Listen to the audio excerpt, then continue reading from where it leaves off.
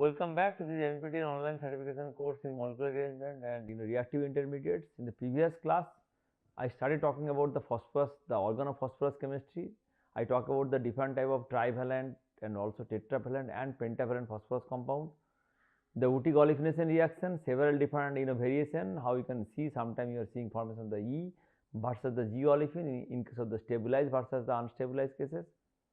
And then also I talk about the Schrodinger reaction and Appel reaction.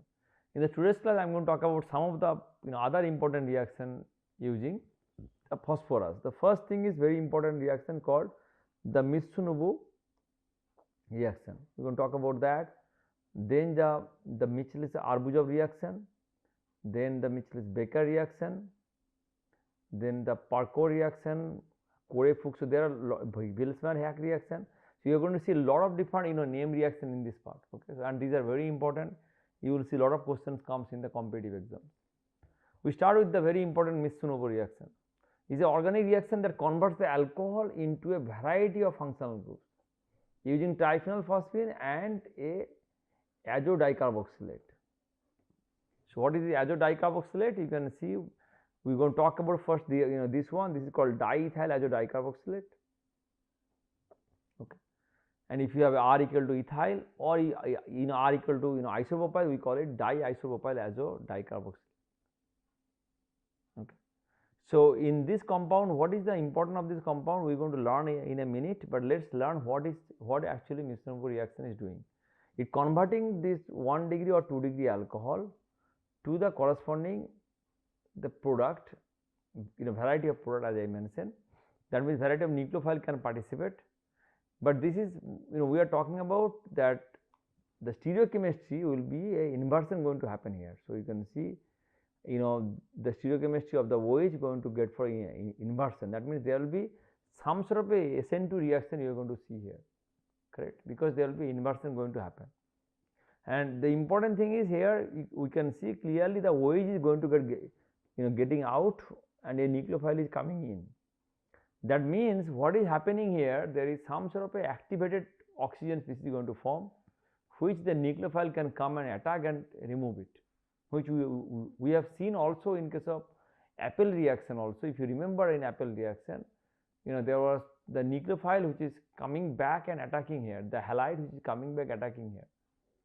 So that means in case of Appel reaction also, you have seen that if you come with a chiral alcohol, you end up forming a the corresponding inversion going to happen there, okay. So again you can see here we are using this diethyl azodicarboxylate or the diisopropyl one. Carboxylic acid can be converted to the corresponding ester. Alcohol or phenol can be converted to the ethers. Thiol can be converted to thioethers. Hydrazoic acid going to give alkyl azide, and then imide can be going to get substituted imide, and more and more. So it's a very important reaction. We want to learn in a minute the mechanism. Again, the triphenylphosphine going to use in this reaction, we have learned these are nucleophilic species in the phosphorus. So it's going to attack on this, because you can see this is a carbon nitrogen double bond with the electron withdrawing group. So the triphenylphosphine can attack on the nitrogen formation of this anion here on the top of the nitrogen. So this is getting stabilized by presence of this corresponding ester groups here. So that is the first step. Once it is forming this anion, what is going to happen here, that you have a nucleophile in the reaction, correct.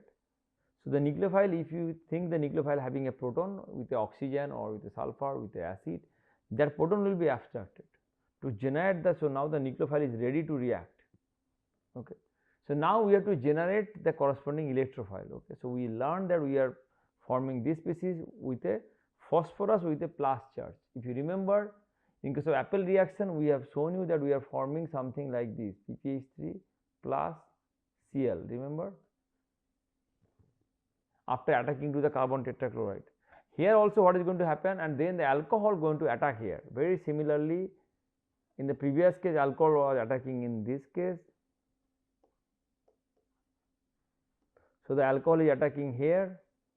Here also the alcohol is going to attack to the plus phosphine, okay. The positive charge on the phosphorus is there, so alcohol is going to attack the phosphorus, forming this species. Now you can see that it is getting very similar to the intermediate where you have seen in case of Appel reaction.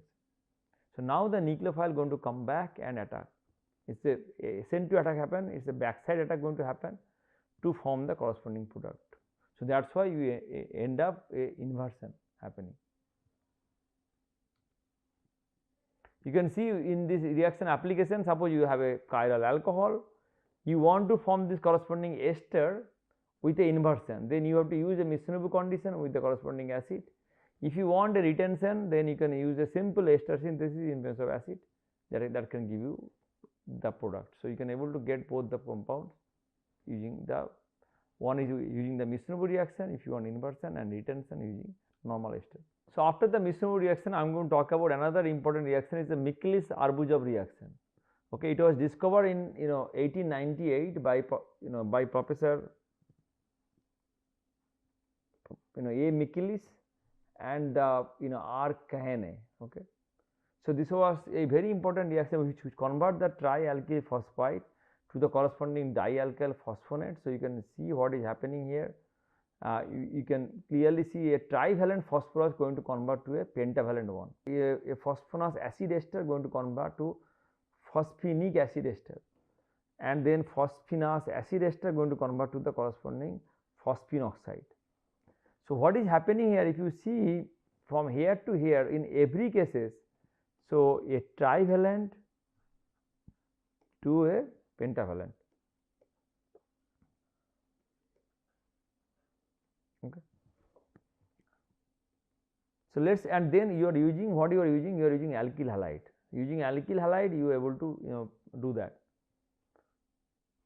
And also the you can see there is a change of oxidation number as well happening here. So in this reaction, you can see only the tertiary alkyl halide did not react here. And also the aryl and alkene. Of course, the aryl not going to work here because the first step is the SN2 reaction. So in case of we talk about in the apple reaction also, if you use aryl halide, that reaction doesn't work. Okay, because wherever there will be SN2 with alkyl halide, you can think about the SN2 will happen very nicely with primary, but with also secondary. But with tertiary, the SN2 is not favorable and you will not see much product formation.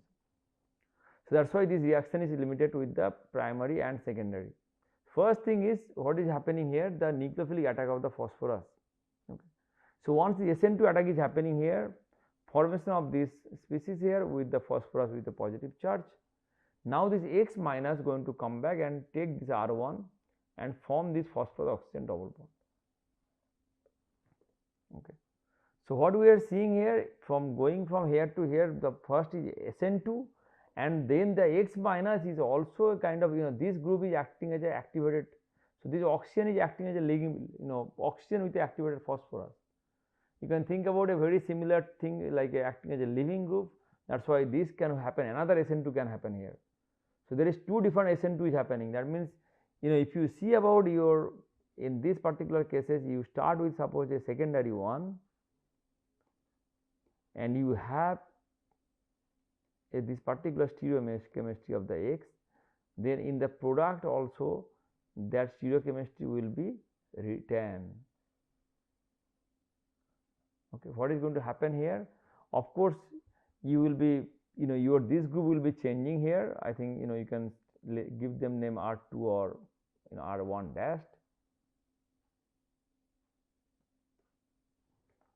Okay, because what is happening here, first thing is there is two different SN2 happening.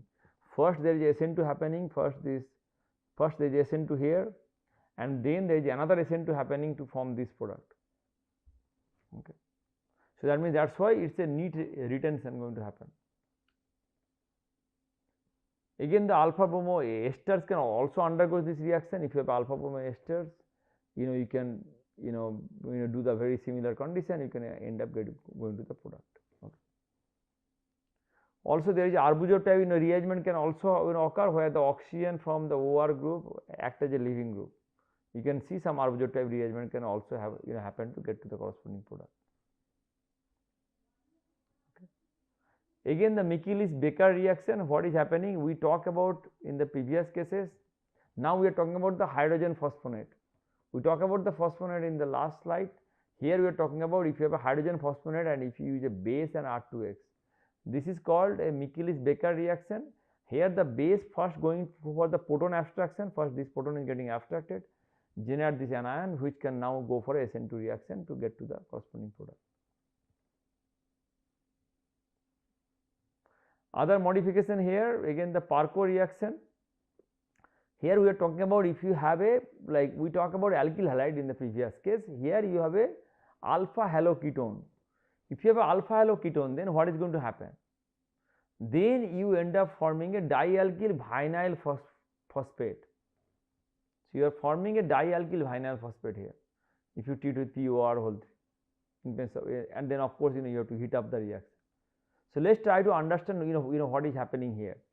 Here what is happening? The phosphorus is attacking to the corresponding carbonyl group here, forming this O minus, and then that O, their oxygen minus and taking the phosphorus, generating. So you can think about generating some sort of a formation of this O phosphorus with OR,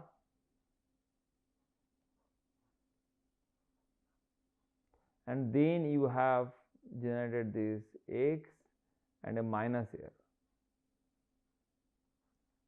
Okay, kind of you have seen very similar things in case of the Brook rearrangement where you have seen the silicon, correct.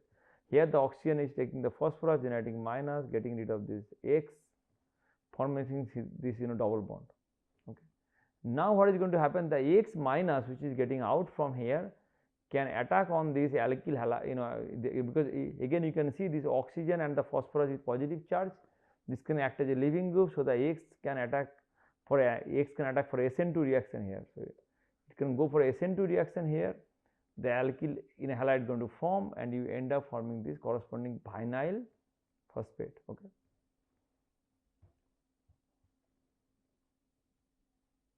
Some of the modified version here, you can see if you use this compound with CCl3 on the both sides, the ethyl chloride going to come out from here and you end up forming this compound. Again very similar thing going to happen. This phosphorus, that means what we are talking about here, we are talking about the alpha halocarbonyl compound where actually you have lot of electron withdrawing group attached. In that case what is happening? The carbonyl is very reactive. I think you guys have heard about this type of reactivity in the haloform reaction. And the haloform reaction final step where we see the hydrolysis is going to happen, is very similar reactivity happen. The OH minus attacks here, get rid of the formation of the corresponding haloform over here. Here also what is going to happen? The phosphorus is going to attack here to the carbon. Okay, that's why it is going to attack to the carbon. After the attack to the carbon, the O minus is going to take the phosphorus, formation of the anion carbon ion here, get rid of the Cl, and then again once it is going to form, the Cl minus can comes back and attack here for the SN2, get rid of this, that can end up formation of this compound. Okay, the vinyl phosphate going to form at the end.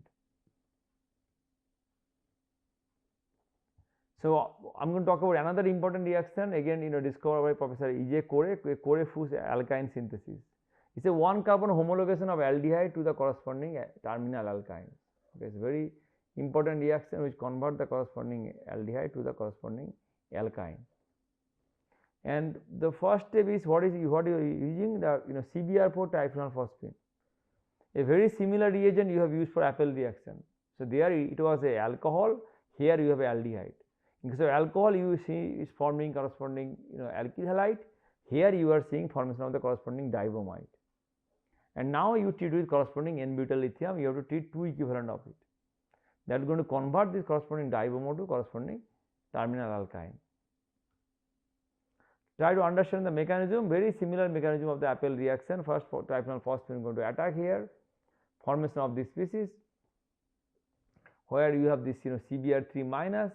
So the CBr3 minus going to now attack there to the triphenolphosphine, okay, and then going to form this species here, and finally it can form this corresponding ylide species here. So the triphenolphosphine can take another bromine here to generate a ylide species. Now this ylide, so here you are seeing a generation of a phosphorus ylide, which was different compared to once you have the in case of the Appel reaction, correct. So here this ylide going to now attack to the corresponding carbonyl compound. This minus going to attack here, formation of this 4-member, the oxaphosphorin intermediate, very similar to the Wittig reaction, and then it can form this phosphine oxide and form the corresponding dibromide. Okay. Once you have this vinyl dibromo species, this can react with the butyl lithium. So first there will be a metal halogen exchange. You guys have learned in the lithium chemistry. Generate the corresponding lithium, which can generate again.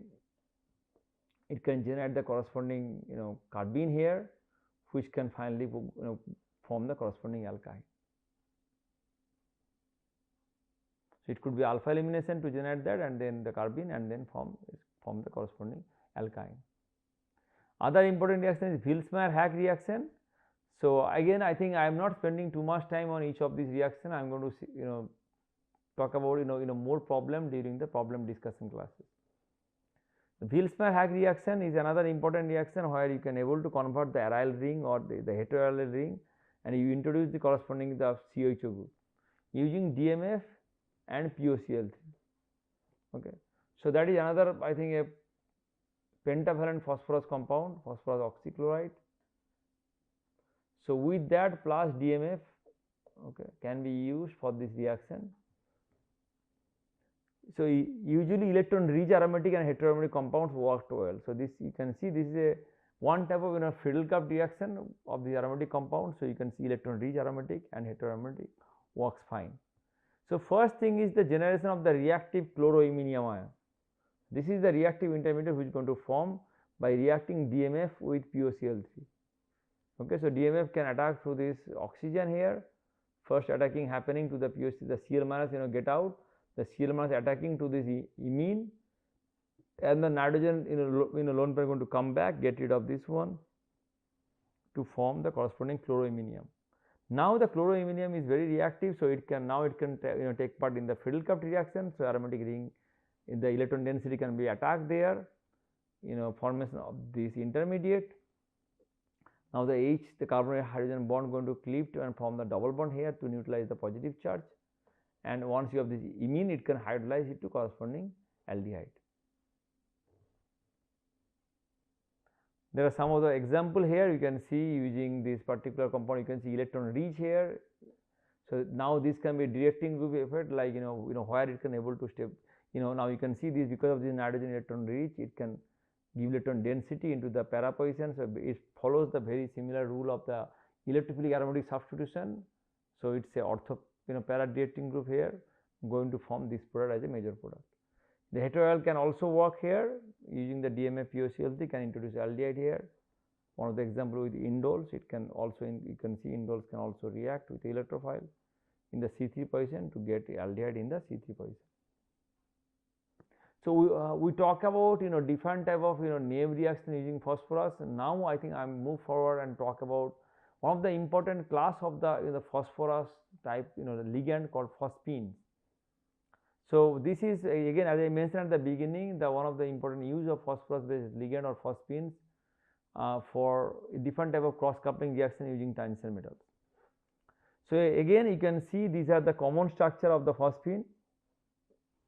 Phosphorus having this lone pair and attached with the 3 different alkyl or 3 different aryl groups, or even 3 or again the same groups also. Again, there are a lot of different chiral phosphorus compounds. I think I am not having time to discuss all of this here. But again, I think if you want to learn more about the phosphorus chemistry, I think you can learn some of these things from an organometallic course. Okay. Here I am going to briefly talk about that the phosphines can be a sigma donor or a pi acceptor. So we are going to talk about that.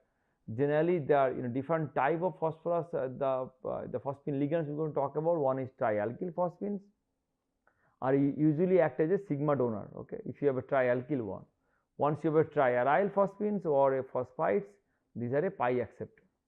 Okay, so this can accept pi density from the metal. So I am going to just finish with the phosphine discussion with 2 important things. One is the cone angle, another is the bite angle. So you are going to hear about these things once I talk about the reactivity of different ligand in a reaction. So again, these are the steric bulk of the phosphine ligand is a very important determine some of the reactivity. So there is a Tolman use this name cone angle to understand the space occupancy. Okay. The cone angle is defined that a solid angle which is going to form where you keep the metal at the vertex and form a cone, and the outermost edge of the van der Waals sphere of the ligand. So this is the outermost sphere of the van der Waals or also the ligand. So this is forming a angle. Okay. So this is the angle called a cone angle. Okay. Again, there are this cone angle is very important. You can see the phosphine with a larger cone angle leads to fast reactive elimination. Again, this cone angle can depend on the size of this group. You can clearly understand if this van der Waals radius or the van der Waals sphere, as I mentioned here, can be dictated based on the size.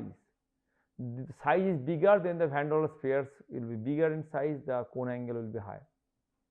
And going from pH3 to pF3, POME3 in this direction, what you are seeing here, we are seeing the cone angle getting increased because the bulkiness of this. So once you come to phosphotarbutyl used in lot of the reaction, you can see the cone angle is 182, where in case of PME3 you can see it is 118.